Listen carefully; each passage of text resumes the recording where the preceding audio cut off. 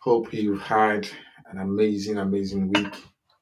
Um, Today, I think one of the things I've been thinking about lately is actually I was having a conversation with someone just a few days ago about doing um, doing hard things, doing things that are different, that are new, that is different.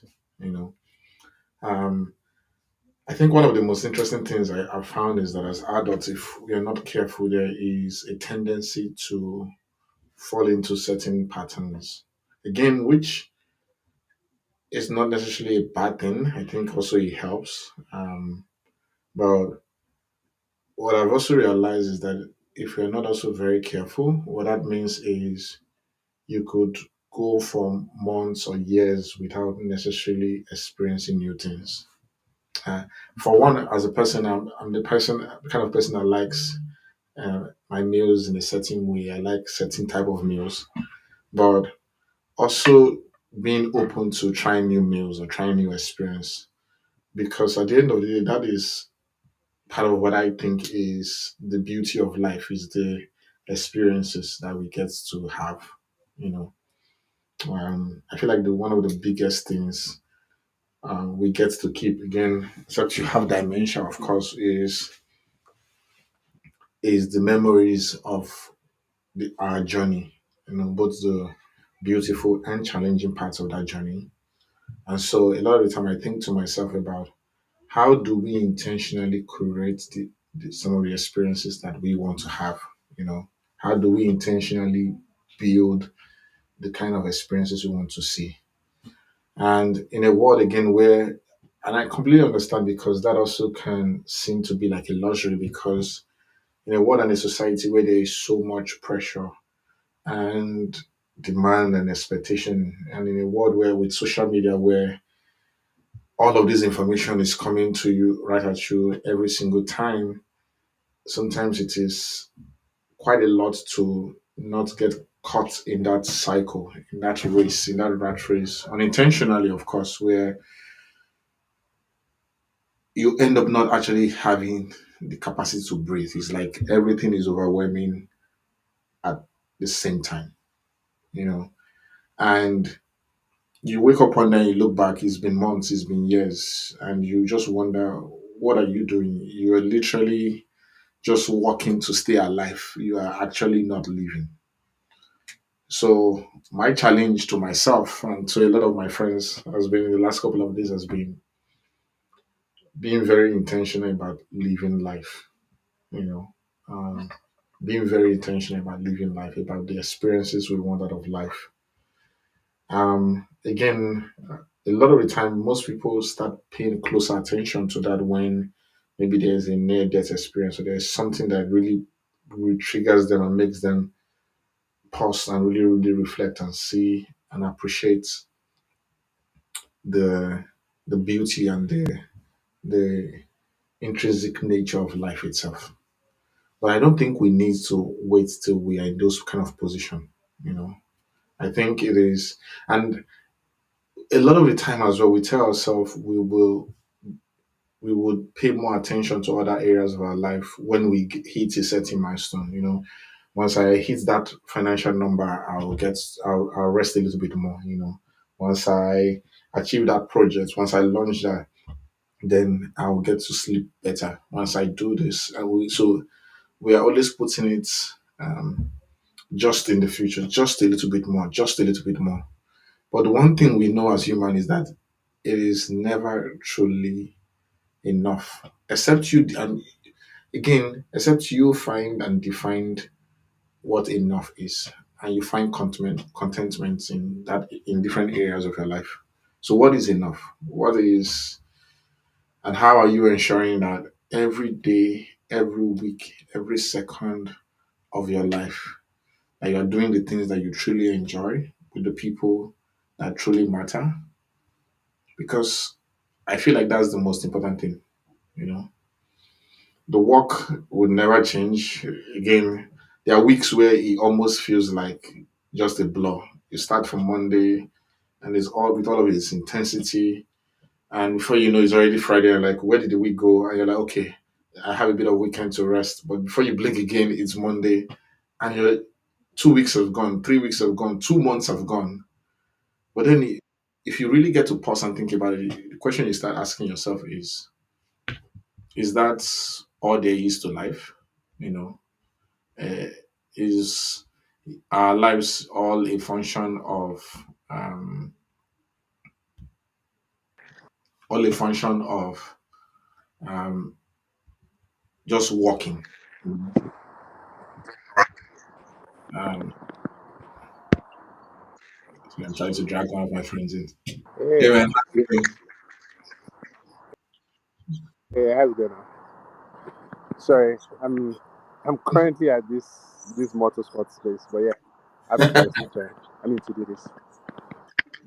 Yeah. Yeah, so I was just talking What about about that. you? I was chatting with someone yesterday about how a lot of the time we life almost becomes like a blur, and there is so much stuff going on. You know, you could go on for weeks or months, and you pause and you're like, what am I really doing? You know, I'm being very intentional about life. Like I can see at the moment now, you're already set to have some fun today. You know, and a lot of the time we kind of Yeah. put it away that it is only when we hit that nails milestone. You know, if when I finish this project, I can get to breathe. You know, when I get this done, then I can get a little bit more rest. And just thinking about how do we not lose sight of living, even while we are when with all of the craziness that life is throwing at us. You know, and yeah, I'd like to hear what do you think? How do you kind of manage to ensure that you're not losing sight of being very present and living life, because I feel like a lot of people are probably alive, but they're not actually living life in some sense. Again, which is a luxury in some sense, I guess, with the intensity with Well, what society yeah. demands. You know. Well, true, true. I think for me, the way I've always thought about it is like living in itself is more like a privilege. If you get my point, like Mm-hmm. the actual privilege of like living and being like human today, having some level of control or feeling like you have some level of control on what is happening around you. And Mm-hmm. that sort of like sense of control is what I'll call like it's a privilege, but then also there are times when it takes a lot of intentionality in itself. So and this goes back into like some elements of science where you're like, if you have a lot of disorderliness, right? The only way you make sense is by trying to focus on just very minimal elements of that, of that, that system, right? So if you think about like a lot of Mm-hmm. people running around, all you see is chaos. But if you now look at just one person in between all of that running around, right, you can see the plan in which that person is sort of like moving. And you can, if you want to catch that person, you can plan towards catching it, right? Or you can, even plan to spot it as much as possible. So I think about that also, like for instance, in football. When you look at football and you're watching like active live football, it's a lot of people just running around and running around. But you'd be amazed when you see like a sport analyst and then looking at one person Mm-hmm. and telling you, oh, this is how this person run and this is how this person ran and this is why this opportunity happened there because of this. But to a random fan, it's a lot of, oh, people are just running around, there's no synergy, there's no system, and Mm-hmm. if you take that back to like our daily life, I think what I've sort of understood now is trying to focus on one thing at a time, right? And you can think about it like power of focus. Some people call it like the sense of like manifesting on things, but it's like trying to focus on just one thing or one component of your life that you can really control per time or you can understand, rather than trying to like focus on everything that is going on. Today you're focused on your job, you're focused on your family, you're focused on like and again, I know it's luxury. It's a big luxury and privilege for us to say, "Oh, I just want to focus on this one thing per Mm-hmm. time." Um, but at the end of the day, I think the key thing for or the biggest lesson for me as a person has been figuring out the best ways to focus on the things that matter to me right Mm-hmm. now and picking my battles, right? And being able to pick that battles then allows you to be able to also like understand the kind of things you can fight for the kind of things you can fight for, the things that are actually really worth fighting for, right? And the things you can actually let go. But the idea of opportunity cost is actually like a reality. It's not just in economics. It's like our daily life. We always have to like let go of something for something. But then, also realizing the fact that, there is consequences for like, everything you choose to do. There's always like a reward and a consequence for it. True. I don't know if that makes sense, but that's really my frame of thinking when it comes to like life generally. Yeah. I think that makes a lot of sense. And I think again is also again, I think for me the way to your point is figuring out what is worth it, what is worth spending a lot of our attention and time on, because to your point, you can't be everywhere and be doing everything at the same time. And so you need to then really decide for yourself at every point in time in your life what are the most important things to be spending and paying attention to. Um, I think that again, to your point, is a luxury because again, if especially with the way society is structured, and I was telling somebody that again, a lot of the things that we kind of tend to think we want, we can necessarily sometimes do without them. I think about it like a lot of like the phones, like you have a great phone, but then there's a new iPhone.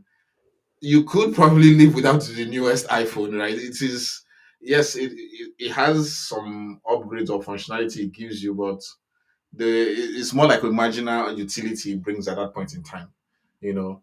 And for me, it's also then just seeing like, oh, what is enough, whether it is from a case of a car or a phone or a utility. How am I ensuring that? And again, I also understand that there are people that truly, truly enjoy certain elements in life. And so, again, if you truly, truly enjoy it, please enjoy yourself as long as you can afford it.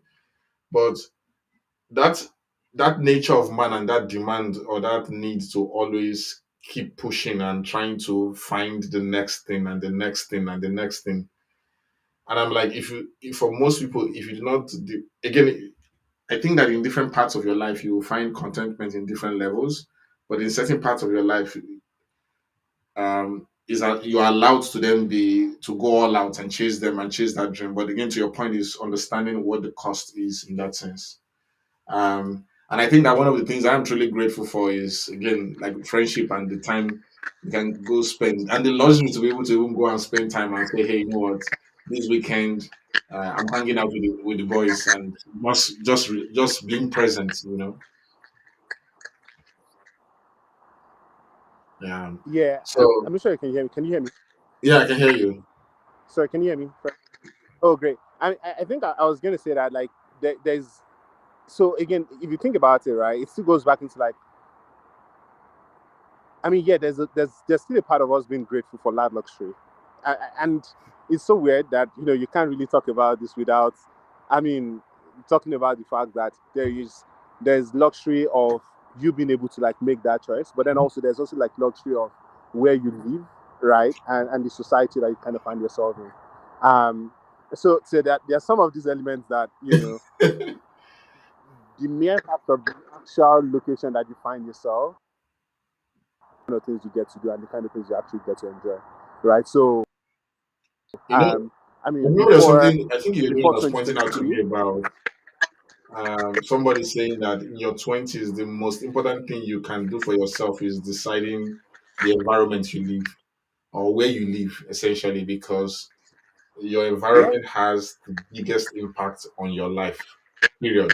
You know, it even kind of, whether you like it or not, it has a yeah, big impact in terms of how it shapes even the dreams and the ambition and the aspirations sometimes you possibly have. Um, I think that's also very, very interesting thinking about it, about how our environment shapes us intentionally or unintentionally. You know. Anyway, those were like a couple of the things I think were just going through my head about being being able to having the luxury one to chase the dreams that we have, having the luxury, but also not losing that luxury when you have it to say, look, yes, it's great to do great work and great stuff, but when you look at the summary of your life, when we pause and you even reflect as an individual, it's those moments. There are certain moments that you pause and it makes you smile. And I'm like, how do we intentionally create more of those moments that truly brings us joy to our soul? And it's not tied to most of the time. It's not tied to any financial or material thing. It's just doing stuff that we truly enjoy Yeah, for the sake of it. I was, yeah, I was going to say that, like, when you talk about, I think there's this. If you look at like a typical liver system, right, where you have like a Mm-hmm. fulcrum in the middle, what you oftentimes have, you can think about like the left responsibilities, and then the right side is actually like your, what you can afford, in quotes, right? Most of the times, you don't have a lot of control on what gets added as responsibility, but you can also choose to a good extent, what you let you get add to it. And honestly, it's this being able to find that balance. Sometimes you never really find the balance, and it's okay.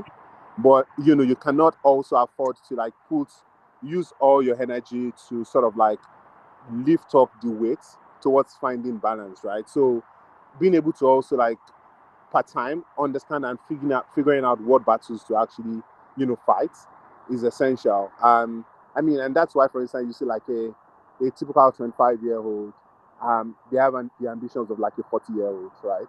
And you're wondering, why are you living like you're going to die in the next 10 years? Mm, You know what I mean? yeah. Like, you know so being able to sort of like pick your battles and being intentional about like the level of pressure that you put on yourself Mm, is very crucial, because at the end of the day, um, what you would have is also the level of pressure you have. got it.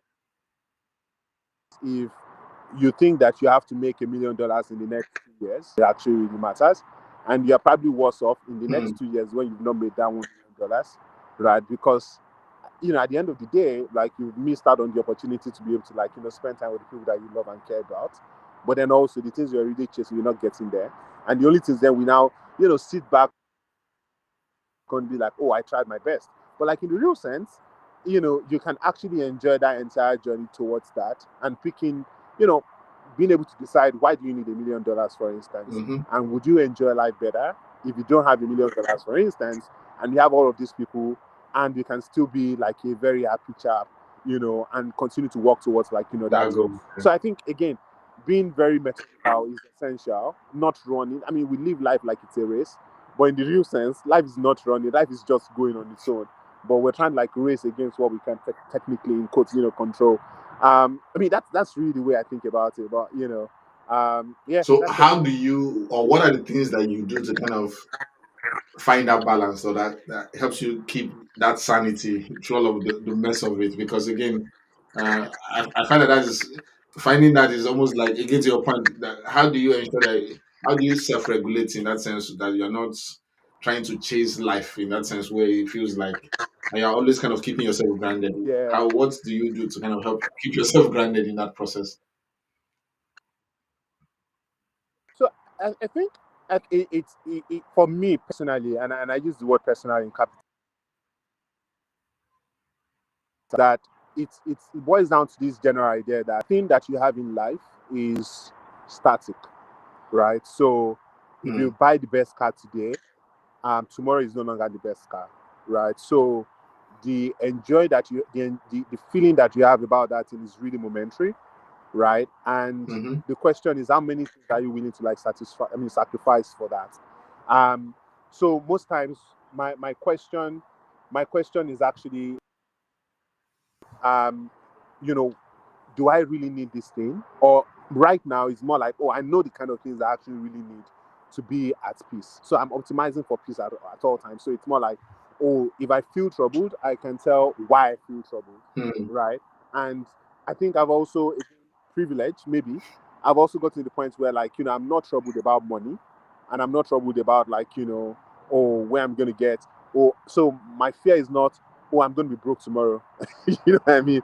And maybe the idea of being broke for me is not, oh, that I don't have $1 million, right? Mm-hmm. It's like, oh, I need to make sure that I have a house, I can feed for myself and my Mm-hmm.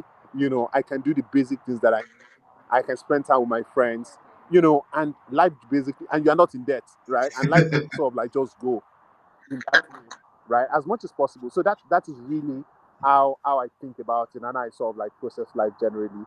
I don't know if that makes sense. That does a lot. I actually like that. It's optimizing for peace. I think that's a very great, interesting and very interesting mantra. And using that to then kind of think about Yeah. everything that comes your way and saying, if it's going to like, what am I willing to sacrifice for my peace? Is it worth it in that sense? Yep. Um, Yep. I think Yep. that's very, very Yep. interesting. What is the one thing that maybe the other question I Yeah. No will worries. ask you So before I let you I have to if run. I let you run will be, what is the one thing you are really, really excited about this 2025? 2025. I think it's we've talked about it, it's like momentum, right? So it's the idea that we've over the last 3-4 years we've spent a lot of time either directly through experience or through our work, learning and understanding and trying to figure out things. Um, I think a big part of what 2025 holds is actually taking the courage to be able to synthesize all of that. So it's like you're picking out a lot of different information, pieces of puzzles over the last few years. And now you are like a point where you can really fix all of them and see the perfect picture. So I think that 2025 is that year where you're doing a lot of that work of putting the puzzles Mm, together, right? And then seeing the perfect picture. So maybe the perfect picture will be 2025, end of 2025. That would be great. Maybe it's going to be 2026. But, it's just the fact that it's the year where you get to do a lot of the work, right? So it's more like, oh, I've learned all of these lessons over these years. This year is just about me doing the work and getting it done, being courageous about it and doing the things that actually just needs to get done as much as possible. That's really where I see it. And I'm really excited about the idea of just working. you know, just get the job done. Yeah.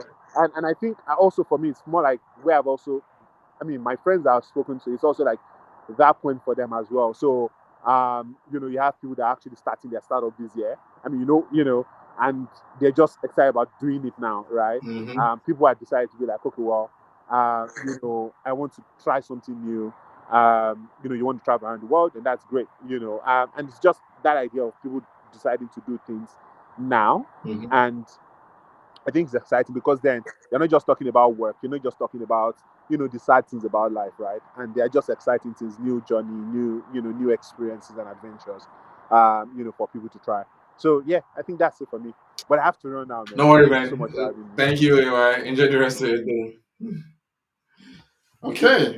Yeah, I think that was for me again kind of resonates with a lot of the things I've been talking about. So again, as you are thinking about the rest of the week, the new week, the rest of the month, um, and the rest of the year is about how are you ensuring that you are opening yourself up to new experiences, new adventure, new opportunities.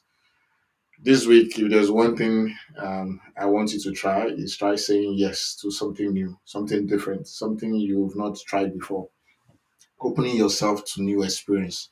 It doesn't mean all of the experience will be great, but at least you have an interesting story to tell. You'll be like, hey, I tried this. Again, it will be probably even a great piece of conversation with someone in the future. But be open to trying and experiencing uh, new opportunities, new experiences. Because again, what I have found is that looking back, those are the things that truly, truly satisfies our soul. Again, it might even be in the smallest things. It might be that you enjoy. I, for instance, enjoy going to the beach and just sitting, just and enjoying the waves, the quietness and the waves from the beach, just yeah, I genuinely enjoy that. I look forward to every opportunity I get to enjoy to experience that. So find things and I remember on a trip recently I was in Morocco. I went for a conference, but I had a couple of days after the conference. And I went hiking. I was in Marrakesh. I went hiking up the mountain. And that was my first time, and I truly, truly enjoyed it. That now I genuinely every opportunity I get to go hiking, I want to take it. And I've told myself this day that very intentional things I want to experience um, this year in my life. So, and there was something I read somewhere where the person said, don't just only write it or say it, plan it already. Block a date in your calendar, book it 3 months ahead, book it 6 months ahead. Be intentional about the things you want to experience in your life. A lot of people plan it for the things like, oh, I want to get this certification, I want to get this job. We plan about all of the others, most of it relating to work or to finances or money or maybe family. But we do not plan so much about experiences. If you're someone that enjoy, uh, you've never watched a live football match, plan for that. Hey, I want to go experience a live football match. Go sit in and go watch one. You know, I have never been to a comedy club. Go sit in one, go experience it. Be intentional about experiencing new things in your life. Book it today. Open up your calendar, open up something, figure out something that you've never really tried before, and say, you know what, I've never done this before. I'm going to try it. Not everybody is very open or exploration with new meals. Try a new meal, try a different cuisine, something you've never tried before. Have a new experience. Live life and enjoy every single moment. Don't let all of the pressure, all of the activity of society and the world make you lose that and let your life just become a routine. Be intentional about the opportunities and the experiences you want to build in your life and enjoy every moment of it. That is my true and only wish for you this week and for most of this year. And so I hope this was useful. I hope you picked up something today. But yeah, I would love to hear and learn how what are the new experiences you're going to try? What are the things that you've not tried before that you're hoping to explore? And what is one thing that you genuinely enjoy from the depth of your soul? That is not because of the money or the accomplishment that comes with it. It is just truly because it satisfies your soul deeply. I would love to hear what that is. And then until next week, have an amazing, amazing day and amazing week. And that's all for me. Cheers, everyone.